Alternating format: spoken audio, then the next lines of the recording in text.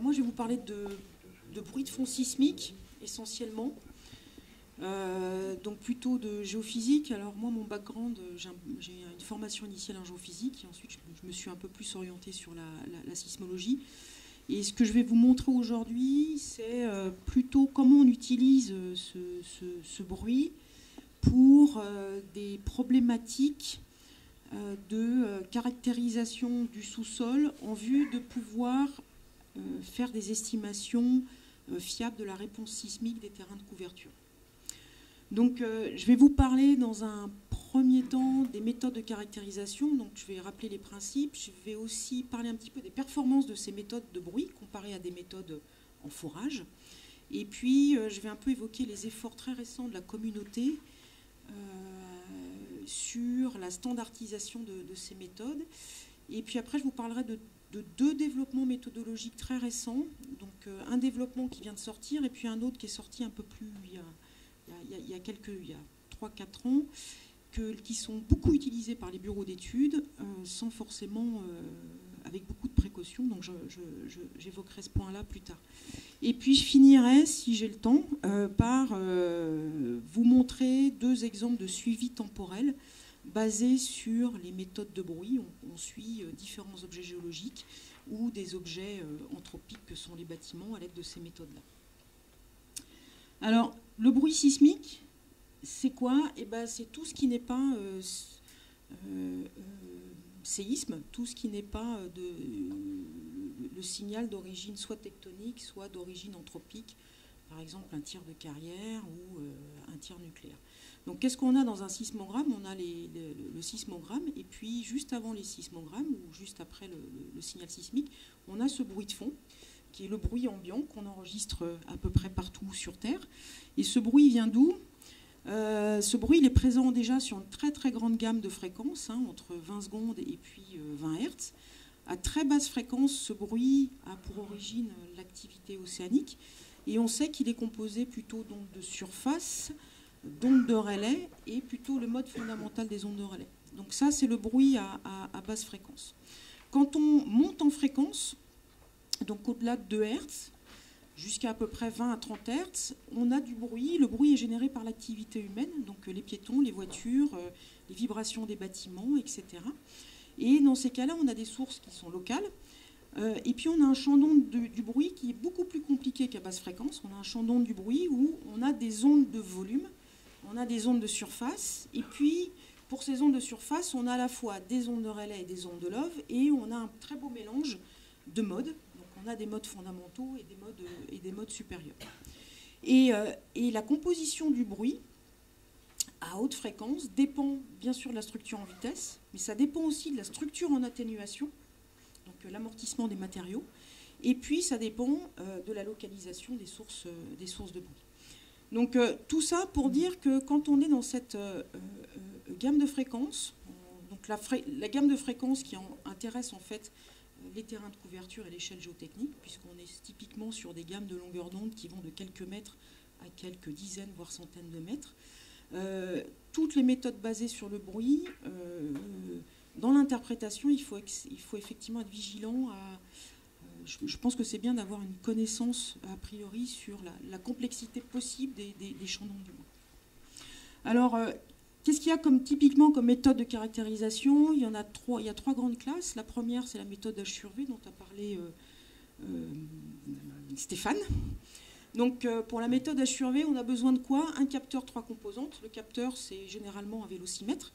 Et puis on peut mesurer ce qu'on appelle, à partir de cette méthode H sur V, une fréquence de résonance des terrains de couverture.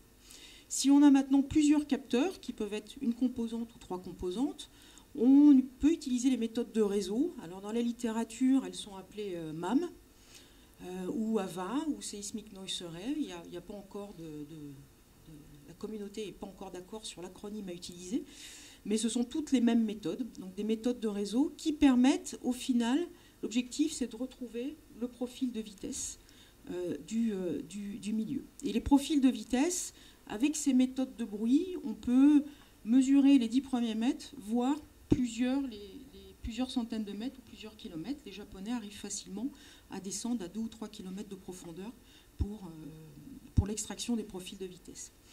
Et ensuite, il y a les méthodes de corrélation, avec là aussi un certain nombre d'acronymes qu'on trouve dans la littérature. Ces méthodes de corrélation, elles utilisent plusieurs capteurs, une composante, 3 composantes, et l'objectif, c'est de faire des tomographies en vitesse de cisaillement. J'en parlerai pas parce que la présentation d'après de Sina portera sur ces tomographies à partir du bois. Alors, quelques exemples d'utilisation. Quand on fait du H sur V, on peut cartographier les fréquences de résonance. Ça, c'est un bel exemple dans le bassin d'Izmit, en Turquie, où on peut vraiment cartographier la variation spatiale de cette fréquence de résonance qui est en lien avec la variation spatiale de la profondeur du substratum sismique. Un autre exemple, dans la littérature, on est dans le Graben du Rhin. Les collègues allemands avaient mesuré la fréquence de résonance, et puis on sait que la fréquence de résonance est liée au rapport entre la vitesse moyenne des ondes S dans les sédiments divisé par 4 fois l'épaisseur des sédiments. Et à partir de la fréquence de résonance, ils avaient à peu près une idée correcte des vitesses moyennes. Ils sont arrivés à imager la profondeur du substratum sismique.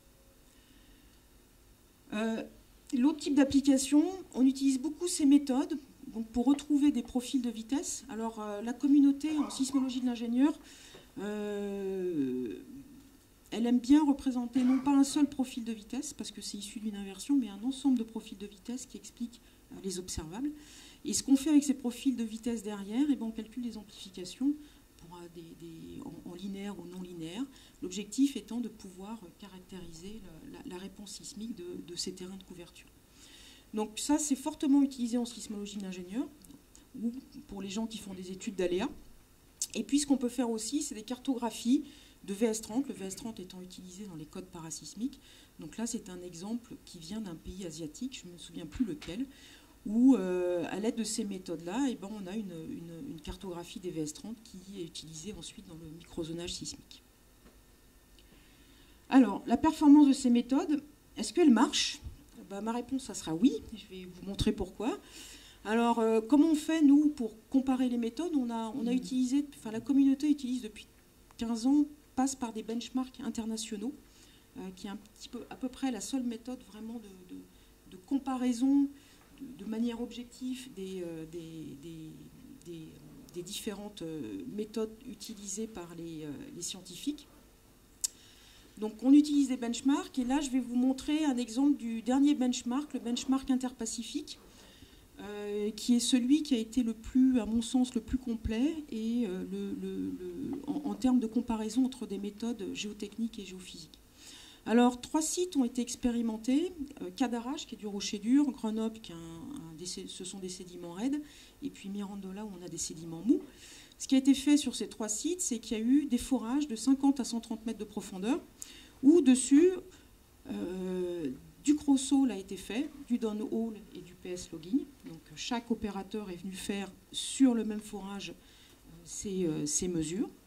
Et puis sur ces 3 sites, il y a eu des essais non invasifs, donc de la sismique en ondes de surface active, le MSW, et puis passive, donc utilisant le bruit de fond réseau. Et les données de ces essais non invasifs ont été distribuées à 40 équipes expérimentées. Et les données des essais invasifs ont été traitées par les boîtes qui sont venues faire les cross-hole, downhole et PS logging. Alors, quand on regarde la comparaison entre les profils de vitesse obtenus par ces méthodes non invasives et invasives, vous avez en noir les méthodes invasives, donc que ça vienne du cross-hole, du downhole ou du PS logging. Et en orange, vous avez les résultats des méthodes non invasives, donc basées sur le bruit sismique et la sismique en ondes de surface. Pour ce site de Mirandola, qui était un site très mou, on voit qu'il y a une similarité qui est quand même extrêmement grande entre les profils de vitesse qu'on obtient avec ces méthodes non invasives et celles issues de méthodes en forage. Sur Grenoble, c'est à peu près la même chose, sauf que ce qui est très clair, c'est qu'à Grenoble, on a une inversion de vitesse entre 25 et 35 mètres et que les méthodes en ondes de surface ne sont pas capables de retrouver ces inversions de vitesse sauf si on a de l'information a priori. Donc ici, le seul participant qui a réussi à retrouver correctement l'inversion de vitesse, c'est le participant qui savait qu'il y avait 10 mètres de gravier au moins en surface. Sinon, les autres ont échoué. Et pour Cadarache, sur ce site rocheux, on a des très bonnes estimations, des estimations de vitesse très similaires en profondeur. Et en surface, on voit que ce soit les méthodes de forage ou non invasives, eh ben, on a une certaine variabilité entre ces des méthodes utilisées. Alors, pour un peu quantifier ça, ce qu'on peut calculer, en fonction de la profondeur, c'est un coefficient de variation pour ces deux classes de méthodes. Et là, les principaux enseignements de ce benchmark, ça a été de vraiment voir que finalement, on a un forage. Si on a un forage et qu'on demande à plusieurs boîtes de venir faire un cross-hole ou un down-hole, on va obtenir différents profils, on va obtenir une variabilité qui va être similaire à la variabilité qu'on obtient si on donne les mêmes données de bruit à plusieurs groupes et qu'on leur demande de traiter les données. Donc on a des variabilités qui sont vraiment similaires, quelles que soient les méthodes utilisées, et puis des variabilités qui finalement sont de l'ordre de 10%, sauf en proche surface, où les variabilités augmentent, quel que soit le type de méthode. Donc même les méthodes géotechniques, en fait, en proche surface, eh ben, selon l'utilisateur, on peut avoir des résultats très différents en termes de profil de vitesse.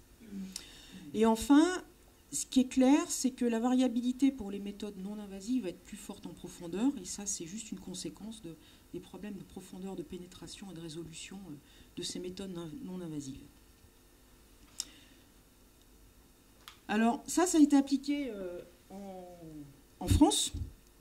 C'est la stratégie qui a été prise. La stratégie en France a été prise d'utiliser ces méthodes non invasives pour caractériser les sites du réseau accélérométrique permanent français. Donc, on a un réseau français d'accéléromètres qu'on cherche à caractériser. Pourquoi? C'est parce que si on arrive à avoir une bonne caractérisation de ces sites, on arrivera à pouvoir mieux contraindre l'estimation de l'aléa sismique et donc de l'aléa sismique sur le territoire métropolitain. Donc ce qui a été fait, c'est qu'on a fait cet ensemble on a fait ces mesures-là. Et ici, je vous montre des résultats en termes de VS30, donc de ce paramètre utilisé dans les codes. Alors le VS30 qu'on a mesuré après les manips non invasives, comparé au VS30 qui étaient des premières estimations qui utilisaient soit l'information géologique, j'ai un calcaire, j'ai un marneau calcaire ou j'ai de l'argile, quelle est la vitesse associée à ce matériau, ou soit utilisaient un mixte entre de la géologie et puis la petite géophysique de surface, donc du MASW, ou sur ces sites français avec le MASW, on va guère à plus de 10 mètres de profondeur. Et on voit que on a une différence de VS30 qui est assez conséquente entre les estimations, donc les mesures in situ, et puis des mesures dérivées, notamment pour les sites au rocher. Donc il y a des sites qu'on pensait être vraiment au très bons rochers, et il s'avère que ces sites ne sont pas, on n'a pas de bons rochers, qu'en général en France on a des rochers assez fracturés, et il y a très peu de sites où on a des rochers en surface qui sont bien compétents. Alors, je continuerai par... ça, c'est ce qu'on a fait en France. Mais ce qui est fait en France, là, c'est à peu près ce qui est fait aussi, ce qui est fait partout en Europe par les opérateurs de réseaux sismologiques. Et comme la grosse tendance est vraiment d'aller caractériser les sites, on a pu avoir du financement dans le cadre d'un projet européen afin d'essayer de voir quelles étaient les procédures et les meilleures pratiques qu'il fallait utilisées pour la caractérisation des sites. Alors, juste un petit élément de contexte, ça c'est la carte des stations en Europe. Alors c'est la carte des stations en Europe, il y a aussi des stations en Iran, parce que l'Europe des fois a tendance à s'étendre un peu aux frontières. Mais en tout cas, sur ces stations-là, aujourd'hui en Europe, on a 2000 stations sismologiques permanentes, 2000 stations accélérométriques permanentes. Et sur ces 2000 stations, il y en a 469, donc 22%, qui ont une valeur de VS30. Et on s'aperçoit que sur ces valeurs de VS30, la plupart des valeurs ont été prédites soit par la géologie, soit par la pente. Donc on a très peu de mesures, en fait, de mesures in situ des profils de vitesse et des VS30. Donc dans le cadre de ce projet européen, on s'est d'abord posé la question, quels étaient l'indicateur de caractérisation des sites qui étaient les plus importants et surtout consensuels en vue de bien prédire la réponse sismique des terrains de couverture. Alors, quand on pose la question, la réponse souvent dépend des communautés. Soit les communautés qui travaillent sur l'aléa sismique vont dire nous, on a besoin de VS30 et de ce paramètre kappa qui est lié à l'atténuation. Si on fait l'aléa site spécifique, on va avoir besoin du profil de vitesse complet. Et puis, les géotechniciens vont dire non, c'est le CPT, c'est ça qu'il nous faut. Donc, pour éviter d'être biaisé, en fait, on a organisé une série de questionnaires. Un premier sur la liste des indicateurs qui étaient pertinents à reporter. Un deuxième, dans un deuxième temps, on a fait un vote international qui s'est ensuite on a organisé un workshop. Donc là, sur ce vote international, on a sollicité 230 personnes venant de différentes communautés. On a eu 71 réponses, dont les 2/3 de l'Europe. Alors, dans le questionnaire, on a demandé aux gens de voter sur 25 indicateurs qu'on avait présélectionnés. Et on leur a dit, OK, ces indicateurs, est-ce qu'ils doivent être obligatoirement mentionnés dans les bases de données, recommandés, est-ce que c'est optionnel ou est-ce que je ne sais pas. Donc là, il y a une série d'indicateurs, ça va de la fréquence de résonance, les modes supérieurs, l'amplification du site, l'atténuation, la vitesse des ondes S, la vitesse des ondes P, le log géostratigraphique, la géologie de surface, etc. Et pour chaque indicateur sur lequel on demandait de voter, on leur a demandé quelle est la méthode d'acquisition qui est recommandée. Est-ce que c'est une méthode non invasive ou invasive, là pour la vitesse des ondes S. Et puis, pour chacune de ces méthodes, non invasive ou invasive, est-ce que c'est facile à utiliser? Et puis, quel est le coût associé à l'application de la méthode? Donc, on avait vraiment, on a essayé de voir quelle était l'opinion des gens sur les méthodes, leur faisabilité et leur coût. Alors, les résultats de ce benchmark ont montré que, enfin, de ce questionnaire, au final, ont montré que l'indicateur qui sort, quelle que soit la communauté, l'indicateur que les gens pensent le plus important, c'est la fréquence de résonance. Suivi du profil de vitesse en ondes S, suivi du VS30, de la géologie de surface et des profondeurs du rocher sismique et de l'ingénieur. Donc ça, c'est très clair et qu'il y a tout un tas d'indicateurs qui, finalement, ne sont pas si importants pour la caractérisation des sites. Ce questionnaire a aussi permis de montrer qu'il y avait des difficultés importantes et des choses qui sont un peu critiques, comme c'est quoi le rocher? Alors, le rocher sismique, le rocher de l'ingénieur, le rocher géotechnique, c'est vraiment c'est un problème en soi. Enfin, je pense que c'est une vraie question qui mériterait d'être creusée pour le futur. Voilà. Et puis, l'autre aspect critique, c'est les incertitudes. Et là, c'est très clair que la communauté géotechnicienne ou géophysicienne ne sait pas quantifier les incertitudes et les exprimer. Et donc ça, c'est un point un peu critique. Alors, j'ai reporté ici les coûts, la faisabilité et le coût, en me disant, voilà, pour deux indicateurs, la fréquence de résonance et le profil de vitesse en ondes S. Donc, si vous voulez faire un profil de vitesse en ondes S, enfin, pour un profil de vitesse en ondes S, les répondants ont dit que c'était mieux d'utiliser des méthodes non invasives que des méthodes invasives, que, en gros, les méthodes invasives étaient plus faciles à mettre en œuvre que les méthodes non invasives, et puis qu'elles étaient moins chères. Hein, voilà. Donc, en fait, on a pu quantifier, on a fait des tableaux hier, on a vraiment pu quantifier que, effectivement, les méthodes que les gens utilisent, ce sont des méthodes qui sont les plus faisables et qui sont aussi les moins chères. Alors, en plus de ça, on a vraiment essayé de travailler sur la définition d'un indice de qualité. Et je pense que là, ça reprend un petit peu les discussions de ce matin. Quand on travaille sur différents indicateurs, la fréquence de résonance, le VS30, le VSZ, c'est compliqué de qualifier les résultats obtenus. Donc on a dérivé un certain nombre d'indicateurs, dont un indicateur qui est lié à la méthode d'acquisition qui est utilisée pour faire la mesure. Est-ce qu'on a une mesure directe ou prédite? Quelle est la confiance sur la valeur? Donc là, ça vient en utilisant les guidelines sur des méthodes spécifiques. Est-ce que les gens ont bien respecté les règles de l'art quant au calcul? Et puis la complétude du rapport. Donc c'est très important. On pense que c'est important d'avoir un rapport très très complet pour pouvoir qualifier le résultat. Donc on a un indice qui est basé là-dessus, un indice qui est basé sur la qualité de la caractérisation globale, et puis un autre indice qui est sur la cohérence des résultats, où là on fournit des tableaux pour comparer la compatibilité entre différentes estimations. Donc il faut que ma fréquence de résonance, si on me la donne, doit correspondre au profil de vitesse, ou que mon VS30 doit correspondre à le VS30 estimé doit pas être non plus complètement décorrélé de la géologie, etc. Et au final, on produit un index qui est compris entre 0 et 1 et qui qualifie donc la qualité de caractérisation du site. Et pour aider à ce calcul de qualité, eh bien, on fournit des rapports de synthèse où dessus doivent être portées les informations qui sont importantes et nécessaires pour l'évaluation de la qualité.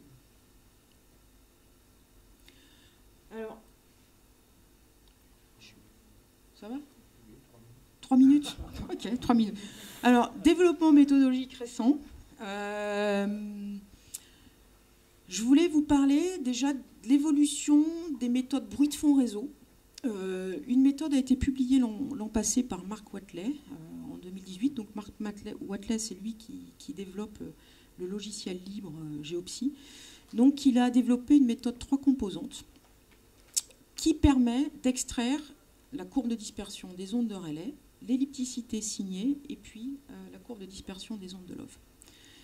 Alors, c'est fait de manière, vous pouvez lire le papier, c'est fait de manière très élégante. Et là, je vais juste vous montrer un résultat sur du bruit synthétique où vous avez vitesse de phase en fonction de la fréquence.